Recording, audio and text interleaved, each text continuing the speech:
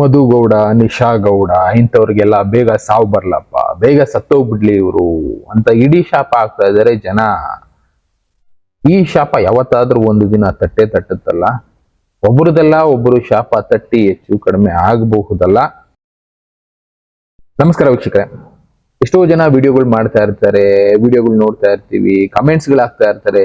ಕೆಲವಷ್ಟು ಜನ ಒಳ್ಳೆ ರೀತಿ ಕಮೆಂಟ್ಸ್ ಹಾಕ್ತಾರೆ, ಕೆಲವಷ್ಟು ಜನ ಕೆಟ್ಟ ರೀತಿ ಕಮೆಂಟ್ಸ್ ಹಾಕ್ತಾ ಇರ್ತಾರೆ. ಅದರಲ್ಲಿ ರೀಸೆಂಟ್ ಆಗಿ ಒಬ್ರು ಮಾತಾಡುವಾಗ ಮಧು ಗೌಡ, ನಿಶಾ ಗೌಡ ಬಗ್ಗೆ ಮಾತಾಡ್ತಾ ಇದ್ರು. ತುಂಬಾನೇ ದುಡ್ಡು ಮಾಡ್ಬಿಟ್ಟಿದ್ದಾರೆ, ಎಲ್ಲಿಂದ ಬರ್ತಾ ಇದೆಯೋ ಗೊತ್ತಿಲ್ಲ ದುಡ್ಡು, ಇನ್ಕಮ್ ಟ್ಯಾಕ್ಸ್ ಅವರು ಸುಮ್ಮನೆ ಇದಾರ ಅಂತ ಹೀಗೆ ಮಾತಾಡ್ತಾ ಇದ್ರು. ಅದಾದ ಮೇಲೆ ಅವರು ಇಡೀ ಶಾಪ ಆಗ್ತಾ ಇದ್ರು. ಸತ್ತೋಗ್ಬಿಡಪ್ಪ ಫಸ್ಟ್ ಇವರು, ಯಾಕಾದ್ರೂ ಬದುಕಿದಾರೋ, ಅವ್ರ ಜೀವನದ ಎಲ್ಲಾ ನೋಡ್ಬೇಕಾ ನಾವು, ಅವ್ರಿಗೆ ಏನೇನ್ ಮಾಡ್ತಾರೆ ಎಲ್ಲಾನು ತೋರಿಸ್ತಾ ಹೋಗ್ತಾರೆ.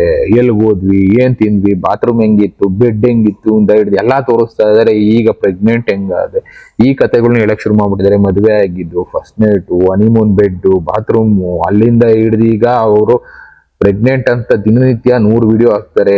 ನಾವು ನೋಡ್ಬಾರ್ದು ಅನ್ಕೊಳ್ತೀವಿ, ಫೀಡ್ಸ್ ಅಲ್ಲಿ ಬಂದ್ಬಿಡುತ್ತೆ. ಇಂಥವ್ರಿಗೆ ಬೇಗ ಸಾವು ಬರಬಾರ್ದಾ?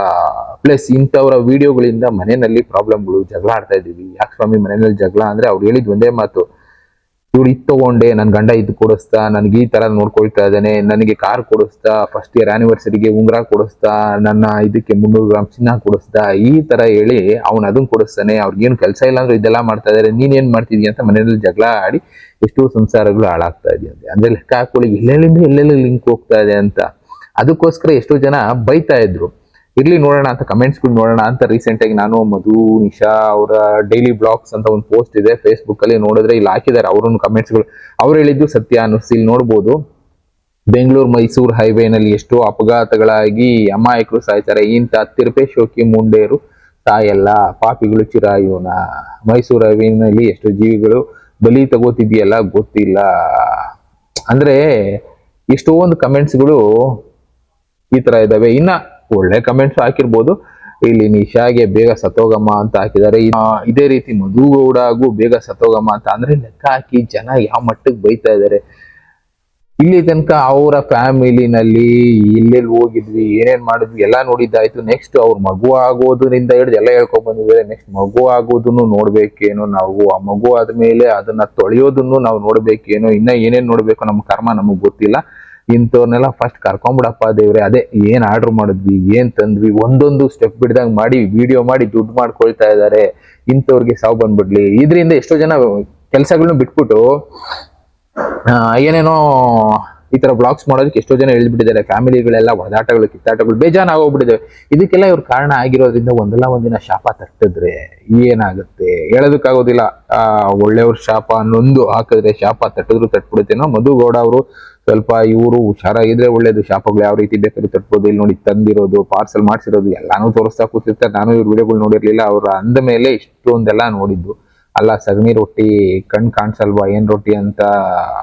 ಅಂದ್ರೆ ಅವ್ರ ಲೆಕ್ಕಕ್ಕೆ ಬೈದಾಕಿದ್ದಾರೆ. ಅಂದ್ರೆ ಅವ್ರ ಮನೆಯವರು, ಇವ್ರನ್ನ ಎಲ್ಲಾನು ಕರೆದು ಬೈತಾ ಇದಾರೆ. ಇವ್ರ ವಿಡಿಯೋ ಅಂತಲ್ಲ ಇದು, ಸ್ಯಾಂಪಲ್ ಒಂದು ವಿಡಿಯೋ ಯಾರ ಹತ್ರ ಮಾತಾಡುವಾಗ ಹೇಳಿದ್ರು. ಬಟ್ ಇಡೀ ಶಾಪ ಆಗ್ತಾ ಇದಾರೆ. ಸಾಯ್ಲಿ ಅಂದ್ರೆ ಲೆಕ್ಕ ಹಾಕೊಳ್ಳಿ. ಒಬ್ಬ ಮನುಷ್ಯ ಸಾಯ್ಲಿ ಅಂತ ಶಾಪ ಆಗ್ತಾರೆ ಅಂದ್ರೆ ಅವರಿಂದ ಎಷ್ಟು ಬೇಜಾರಾಗಿರ್ಬೇಕು ಅಂತ. ಮಿನಿಸ್ಟ್ರಿಗಳು ಸಾಯ್ಲಿ, ಇಂಥವ್ರು ಸಾಯ್ಲಿ ಅಂತ ಆಗ್ತಾ ಇಲ್ಲ. ಇಂಥ ಬ್ಲಾಗ್ಸ್ ಮಾಡೋರು ಸಾಯ್ಲಿ ಅಂತ ಆಗ್ತಾ ಇದಾರೆ. ಸ್ವಲ್ಪ ಹುಷಾರಾಗಿರೋದು ಒಳ್ಳೇದು.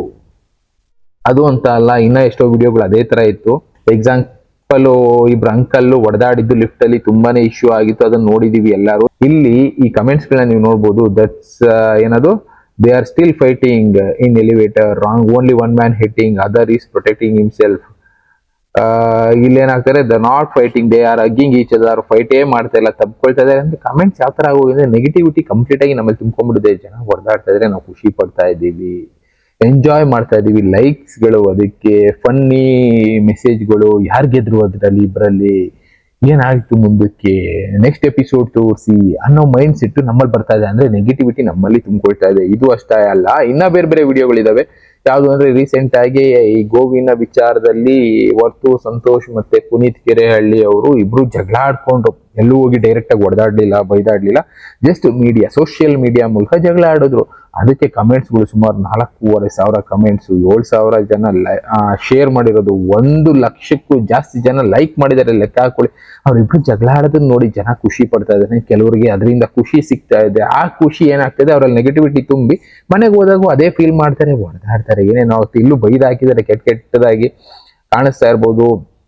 ಡ್ಯಾಶ್, ಸಡೆ, ನನ್ ಮಗ, ಹಾಗೆ ಹೀಗೆ ಏನೇನೋ ಹಾಕಿದ್ದಾರೆ, ನಿಮಗೂ ಕಾಣಿಸ್ತಾ ಇರ್ಬೋದು. ಬಿಡಿ. ನಾನು ಯಾಕೆ ಹೇಳ್ತಿದ್ದೀನಿ ಅಂದ್ರೆ, ಕಮೆಂಟ್ಸ್ಗಳು ಬರ್ತಾನೆ ಇರುತ್ತೆ, ಹೋಗ್ತಾನೆ ಇರುತ್ತೆ. ನಿಮ್ಮ ಪರ್ಸನಲ್ ಲೈಫ್ಗಳನ್ನ ಯಾವ ಮಟ್ಟಕ್ಕೆ ತೋರಿಸ್ಬೋದು ಆ ಮಟ್ಟಕ್ಕೆ ತೋರಿಸಿ, ಬೇಡದೆ ಇರೋದನ್ನೆಲ್ಲ ತೋರಿಸ್ಕೊಳ್ತೀವಿ. ಇದರಿಂದ ಏನಾಗುತ್ತೆ, ಜನರಲ್ ಆಗಿ ಒಳ್ಳೊಳ್ಳೆ ಇನ್ಫಾರ್ಮೇಶನ್ ಕೊಡ್ತೇವ್ರು ಎಷ್ಟೋ ಜನ ಮಿಸ್ ಆಗ್ತಾ ಇರ್ತಾರೆ. ಅಯ್ಯೋ ಬಿಡು, ನಮಗೇನು, ನಾವು ದುಡ್ಡು ಮಾಡೋದಕ್ಕೆ ಕೂತಿದ್ದೀವಿ, ಯಾರು ಹಿಂಗಾದ್ರೂ ಅನ್ಕೊಳ್ಳಿ ಅನ್ನೋರು ಎಷ್ಟೋ ಜನ ಇದ್ದಾರೆ. ಅಂಥವ್ರಿಗೆ ನಾನೇನು ಹೇಳೋದಕ್ಕಾಗೋದಿಲ್ಲ. ಎಕ್ಸಾಂಪಲ್, ಇವ್ರದೇ ಎಷ್ಟೋ ವಿಡಿಯೋಗಳು ಇದಾವೆ ಇಲ್ಲಿ ತನಕ. ನಾನು ಅಷ್ಟು ದುಡ್ಡು ಸಂಪಾದನೆ ಮಾಡಿದೆ, ನನ್ನ ಗಂಡ ಇದು ಕೊಡಿಸಿದ ವಿಡಿಯೋಗಳು ನೀವು ನೋಡ್ತಾ ಇರ್ಬೋದು. ನಾನು ಗಂಡು ಪಾಪುನೇ ಆಗೋದು ಪಕ್ಕಾ ಅಂದ್ರೆ ಈ ಪೋಸ್ಟರ್ಗಳನ್ನ ನೀವು ನೋಡ್ತಾ ಇರ್ಬೋದು, ಇಲ್ಲಿ ಕಾಣಿಸ್ತಾ ಇದೆ. ಈ ತರದ್ ಎಷ್ಟೋ ಇದಾವೆ. ಅವ್ರು ಜಗಳಾಡೋದು, ತಿನ್ನೋದು, ಕೂತ್ಕೊಳ್ಳೋದು, ಮಾಡೋದ್ರಿಂದ ಹಿಡಿದು ಎಲ್ಲಾ ವಿಡಿಯೋಗಳನ್ನು ಮಾಡಾಕ್ತಾ ಇದಾರೆ. ಕಾಣಿಸ್ತಾ ಇದೆಯಲ್ಲ ಆ ವಿಡಿಯೋಗಳು. ಇದು ಅವ್ರ ಪಬ್ಲಿಸಿಟಿಗೋಸ್ಕರ ಮಾಡ್ತಾ ಇರೋ ಫಿಲಮ್ಗಳು. ಇದರಿಂದ ಅವ್ರಿಗೆ ದುಡ್ಡು ಬರ್ತಾ ಇದೆ, ಓಕೆ. ಆದ್ರೆ ಜನರು ಶಾಪ ಕಡಿಮೆ ತಡ್ತಾ ಇಲ್ಲ. ಆ ಶಾಪಗಳು ಯಾವ ಮಟ್ಟಕ್ಕೆ ಬೇಕಾದ್ರೂ ಹೋಗ್ಬೋದು. ಯಾಕೆಂದ್ರೆ ಕಮೆಂಟ್ಸ್ಗಳನ್ನ ನಾನು ಅದೇ ಹೇಳ್ತಾ ಇರೋದು, ಯಾವುದೋ ಒಂದು ರೂಪದಲ್ಲಿ ಆ ಶಾಪಗಳು ನಿಮಗೆ ಅಂಗವಿಕಲ ಮಗು ಆಗುತ್ತೇನೋ ಹೇಳ್ತಿಲ್ವಾ. ಯಾವ ಮಟ್ಟಕ್ಕೆ ಶಾಪ ಹಾಕಿದ್ದಾರೆ ಅಂದ್ರೆ, ಭೀಷ್ಮ ಮಹಾರಾಜರು ಕೊಂದ ಶಿಖಂಡಿ ಬರಬಹುದು ಅಂದ್ರೆ ಲೆಕ್ಕ ಹಾಕೊಳ್ಳಿ. ಜನರ ಮನಸ್ಥಿತಿ ಯಾವ ತರ ಬದಲಾಗ್ತಾ ಇದೆ. ಅದನ್ನೇ ಹೇಳಿದ್ದು, ಏನನ್ನ ತೋರಿಸ್ಬೇಕು ಅದನ್ನ ಬಿಟ್ಟು ಬೇರೆದೆಲ್ಲ ಮಾಡ್ತಾ ಇದ್ದೀವಿ. ನಮ್ಮ ಪರ್ಸನಲ್ ಲೈಫ್ ನ ತಗೊಂಡೋಗಿ ಪಿಕ್ಚರ್ ಮಾಡಿ ಇಡ್ತಾ ಇದೀವಿ. ಅದರಿಂದ ಅವ್ರ ಮನೆಗಳಲ್ಲಿ ಜಗಳ ಆದಾಗ, ನೋವುಗಳು ಉಂಟಾದಾಗ ಅವ್ರು ಶಾಪ ಹಾಕೋದಕ್ಕೆ ಶುರು ಮಾಡ್ತಾರೆ. ಆ ಶಾಪಗಳಿಂದ ಅವನಂತದ್ದೇ ಕೋತಿ ಆಯ್ತು ಅಂದ್ರೆ ಹೇಳ್ತಾ ಇಲ್ವಾ, ಆ ಶಾಪ ಇವ್ರಿಗೆ ತಟ್ಟುತ್ತು, ಇವ್ರ ಫ್ಯಾಮಿಲಿಯವ್ರಿಗೆ ತಟ್ಟುತ್ತೆ, ಯಾವುದೋ ಒಂದು ರೂಪದಲ್ಲಿ ತಟ್ಬಿಡುತ್ತೆ. ಸ್ವಲ್ಪ ಹುಷಾರಾಗಿರಿ ಅಂತ ಅಷ್ಟೇ ಹೇಳೋದಕ್ಕೆ ಇಷ್ಟಪಡ್ತೀನಿ.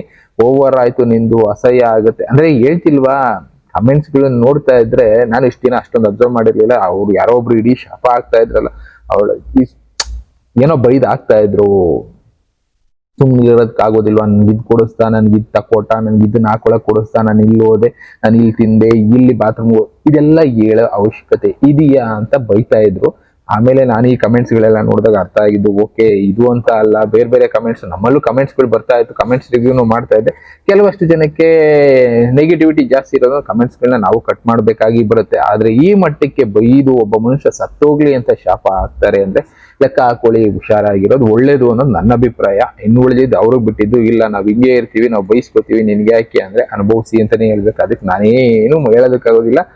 ದಿನನಿತ್ಯ ಒಂದಲ್ಲ ಒಂದು ಶಾಪ ಆಗ್ತಾನೆ ಇರ್ತಾರೆ. ಆ ಶಾಪ ಯಾವುದೋ ಒಂದು ರೂಪದಲ್ಲಿ ತಟ್ಟುತ್ತೆ. ಇಲ್ಲಿ ಕಮೆಂಟ್ಗಳು ನೀವು ನೋಡ್ಬೋದು. ಒಂದ್ ಮಾತು ಕೇಳ್ತೀನಿ, ಬೇಜಾರಾಗ್ಬೇಡಿ. ಈ ವಿಷಯ ಹೇಳೋದ್ರಿಂದ ಏನು ಲಾಭ ಇದೆ ಸ್ವಲ್ಪ ಹೇಳಿ. 4 ಗೋಡೆ ಮಧ್ಯೆ ಗಂಡ ಹೆಂಡತಿ ಮನೆ ಆಗೋದನ್ನೆಲ್ಲ ತೋರಿಸ್ತಾ ಇದ್ದೀರಲ್ಲ, ಯಾವ್ದನ್ ಬಿಡ್ತಾ ಇದ್ದೀರಾ ನೀವು ಅಂತ ಮಾನಗೆಟ್ಟವರು ಜಗತ್ನಲ್ಲಿ ಯಾರೂ ಇಲ್ಲ ಅನ್ನೋ ಲೆವೆಲ್ಗೆ ಬೈದು. ನಾನು ಅದೇ ಹೇಳಿದ್ದು, ಯಾವ ಮಟ್ಟಕ್ಕೆ ಬೈತಾ ಇದ್ದಾರೆ ಅಂದ್ರೆ, ಹೆಂಗಾದ್ರೂ ಬೈಕೊಳ್ಳಿ, ನಾವು ದುಡ್ಡು ಮಾಡೋದು ಕೂತಿದ್ದೀವಿ ಅನ್ನೋರ್ಗೆ ನಾನು ಇನ್ನೇನು ಹೇಳೋದಕ್ಕಾಗೋದಿಲ್ಲ. ಅವ್ರವ್ರ ಕರ್ಮ ಅವ್ರು ಅನುಭವಿಸ್ಕೊಳ್ಳಿ. ಬಟ್ ಆದ್ರೂ ಶಾಪಗಳು ಯಾವುದೋ ಒಂದು ರೂಪದಲ್ಲಿ ತಟ್ಟುತ್ತೆ. ಹುಷಾರಾಗಿರಿ ಅಂತ ಅಷ್ಟೇ ಹೇಳೋದಕ್ಕೆ ಇಷ್ಟಪಡ್ತೀನಿ. ಇನ್ನ ಬೇರೆ ಬೇರೆ ವಿಷಯಗಳನ್ನ ನಾವು ಜನರಲ್ ಆಗಿ ಡಿಸ್ಕಸ್ ಮಾಡ್ತಾ ಇರ್ತೀವಿ, ಒಳ್ಳೇದಕ್ಕೋಸ್ಕರ ಹೇಳ್ತಾ ಇರ್ತೀವಿ. ತಗೊಳ್ಳೋದು ಬಿಡೋದು ಅವ್ರಿಗೆ ಬಿಟ್ಟಿದ್ದು. ಬೇರೆ ಬೇರೆ ವಿಷಯಗಳ ಜೊತೆ ನಾನು ಮತ್ತೆ ಸಿಗ್ತೀನಿ. Thank you, good by.